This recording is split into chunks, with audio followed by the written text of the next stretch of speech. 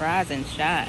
So this video is basically a response to Kevin's fairy tales don't start off like fairy tales video, and I just want to add my viewpoints on how I felt during this time. But first we're gonna watch a little bit of his and then I'll respond. Rise and shine, beautiful souls. All right, look, check this out. My cousin sends me this photo right here from 18 years ago. I'm 21 years old with a beautiful little girl. She's 3 years old, okay? Now, as I'm looking at this photo, emotions begin to stir up. I start thinking back on memories. And in order for me to be able to share that with y'all, I'm gonna take you back about 3 years when I first learned that I was having a baby, okay? Jamie and I had not been together long, just a few months actually.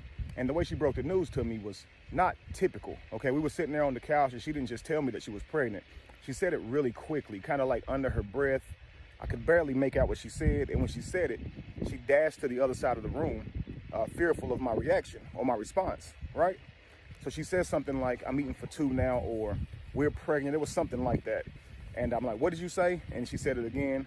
And she was obviously expecting me to be very, very fearful or upset. And I did feel fear, but what outweighed that was excitement, okay? Because I had vowed to be better to my children than what I had seen growing up. And so I was excited for the opportunity to do it. Now, I saw the fear all over her face. I was worried, don't get me wrong. I didn't have a job. I didn't know what I was doing or what I was gonna do, but I was actually secure knowing I would never abandon my child. So I just looked at her and said, look, I don't want you to feel fear. I want you to know that everything's gonna be all right. I'm going to take care of my child. I will never abandon my child. And I'm gonna pause it right there. My fear was more so, is he gonna be there? Because I've seen so many people, so many men impregnate women and then they just go on about their business. I actually had a friend who was pregnant before I got pregnant, and the father of her children is not there, you know? And I was scared because I didn't want this to happen to me. I knew we wasn't ready. I knew we were young. I didn't know what to do next.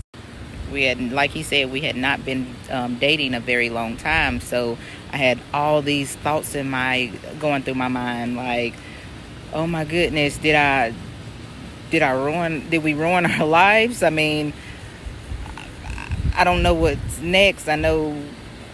I don't know what he's gonna do. Is he gonna stay there? Is he gonna leave? I gotta tell him. You know, it's like all the things that's going through a young person's mind at this moment in their life. But I can say he stayed. He stayed and he stepped up every word he said. He's been there since day one. And he always say, he told Janae, he was like, I don't know what I'm doing, but we gonna figure it out. And there's not a day that went by that he didn't figure it out. And in my mind, when I saw him with our daughter, he looked like an old pro. You couldn't tell me he didn't know what he was doing. And he was just being himself. He was just loving on his baby. And it was beautiful. It's like we don't get instructions. We don't get instructions of how to be a parent. It's like it's something you learn daily.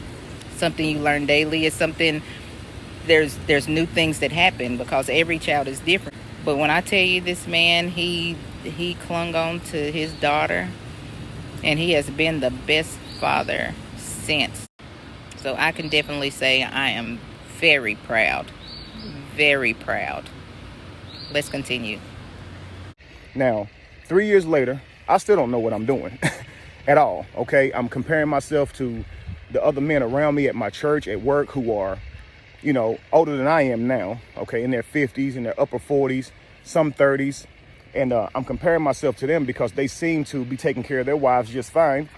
But here I am, 21 years old, and I can't do the same, even though I'm doing it, but we barely getting by. I mean, barely getting by. And so I didn't have any confidence in that area in terms of what I was doing. However, I was staying consistent, but I did not know I was doing the right things. And I guess I look back on on the old me now. And I'm thinking to myself, you know, why didn't men encourage me? Why didn't they? Because if I had saw a young man being consistent and through it all, laying his life down, putting everything on the line to make sure his family ate and was good, I would tell that man, good job. I would tell that man, hey, you're doing the right things. I know it's rough right now, but you're doing the right things. And so I just want to say I can see how men look to negative role models for validation or try to get validation from the world in negative ways, because people don't really encourage positivity. Seriously, guys, because we want our communities to be stronger, but it's crazy because the men in our communities are not encouraging the younger men who are doing the right things. And I know maybe it's because our focus is on the negative behavior. We're telling the young boys to pull their pants up, to stay out of the streets and stop selling and take care of their children. But man, listen, focus on those ones who are doing the right thing, because they need to hear it. So I wanted to take time to encourage you guys who are doing the right things, who are trying to do the right things. I'm proud of you. Keep doing what you're doing. Fairy tales don't look like fairy tales in the beginning. You understand? They don't become that until the end. So you just keep on grinding and you keep on manifesting, even though it don't look like what you want it to look like. Rome was not built in a day, but you are not a one-dayer. You are a day oneer, right? You're going to keep on stacking good days on top of good days. And if it don't look like Rome, it will eventually, because the more you keep building, the better you will get. Please understand this. It starts off rough because a lot of times we don't know what we're doing, but we're sharpening our skills this whole time. We don't know who we're going to be. So never give up on yourself. Please don't ever give up on yourself. I used to sit back in the day and imagine what I would be like in the future and long for that day. And the person that I would imagine myself being, I would be in awe of that person. Well, now I stand in awe of the person that I was 18 years ago. I marvel at that man. That was a man right there. That man was doing what he was supposed to do, even though he didn't feel like he was doing the right things, even though he was discouraged, even though he didn't feel like he had enough, even though he didn't feel much like a man at all, a father at all. You know how many times that man wanted to get something for his daughter and couldn't? How many times that man counted those things as flaws to himself? How many times that man wanted to give up? Listen, y'all, it was so rough at times. I questioned the idea of love. I said to myself, I thought love was supposed to be happiness, not struggling and constantly trying to make ends meet and worrying about if you're going to get kicked out. Never did, never got kicked out, never got the threat of being kicked out. I always got the bills paid, but it always looked kind of glim. It wasn't easy, you understand? Bit by bit, I climbed myself out of that hole and I figured it out. But long story short, encourage those kings, man, who you see trying.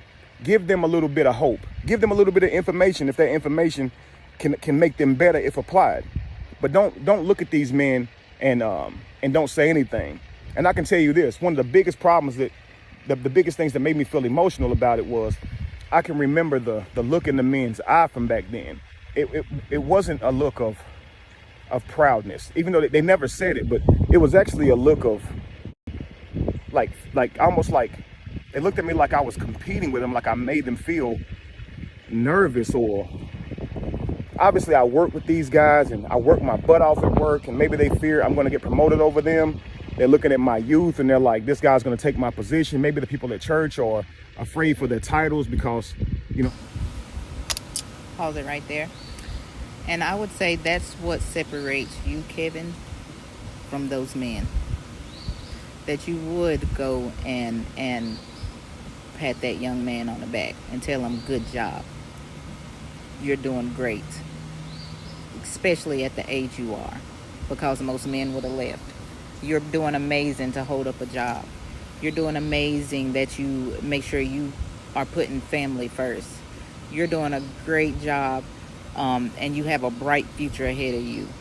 But hey, brother, let me give you some pointers to get you ahead of the game. This is what you would have done. So this is what separates you from them. Yes, they should have did all that and above. They had you by a good 20 years. But I think they saw the greatness. And it was too much for them. Because you came in there doing things the right way from the start. You've been shining from the first day I sat down and had a conversation with you. So if I could feel the energy that you carried, I know they felt the energy that you carried. And instead of embracing that and helping to groom that and help that mature earlier, and they shunned you.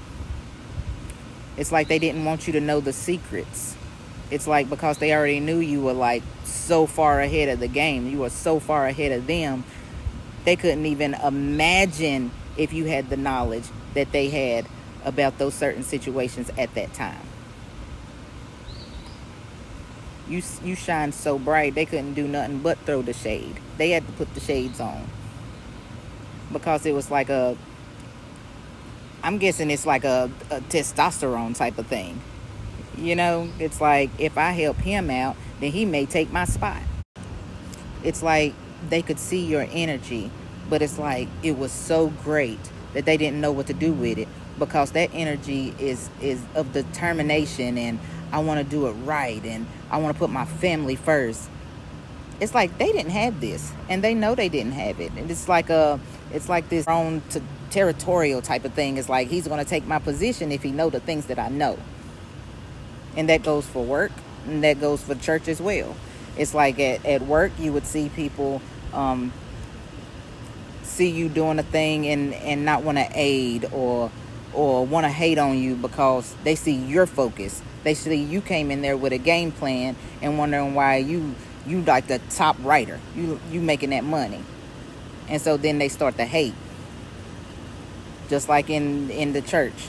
It's like they see as this ambitious young man who just wants to learn, who wants to grow, who wants to do it right. And they seen how on fire you were. They seen that you were just ready to roll with it. And they saw that you were running circles around them. And they been in the game for 20 years. But yeah, you came in and you were ready to work. And so they didn't want that to come up and pass them. They didn't want you to come up and pass them or take their position. So that's why I feel like they didn't aid. Because it was a fear. It was fear. Instead of guiding you and taking your hand and showing you the ropes, it's like they were like, learn it on your own. I had to learn it on my own, so you learn it on your own. And that ain't right at all. And I told you. It makes me think of the Lion King with Mufasa and Scar, and then you had young Simba. And it's like, if Simba wasn't born, then who was next in line? Scar, right? And so now here comes Simba, and he's this innocent cub, and he just wants to explore, and he's not even thinking about being king. But yet Scar is thinking about him being king. It's like he just got here, and he already got the throne before me. And he don't know nothing. He ain't been here as long as I do. He don't have the experience that I have. And all he did was throw hate. He threw hate. And he tried to dethrone. Of course, he killed Mufasa. And then he tried to take over and do some shady stuff. And it's like they didn't see all you wanted to do was grow. All you wanted to do was learn so that you could do well in your position. They was too worried about who was going to be next in line, or was this young cub going to come in and take the throne. So yes, that wasn't right. I want to say you have done an amazing job. An amazing job. I say kudos to both of us, because we did wonderful. We did wonderful as far as being great parents go. And I know they be like, don't pat your own back, but baby, we patting our own back because we have some amazing children. And I just want to thank you, Kevin. Thank you for stepping up. Thank you for being the father that you are. Thank you. I couldn't have asked for a better partner. I appreciate you. And so as you do look back on it, you should be very proud of that 18, 19-year-old self. Because, honey, you stood up. You stood up. Be proud.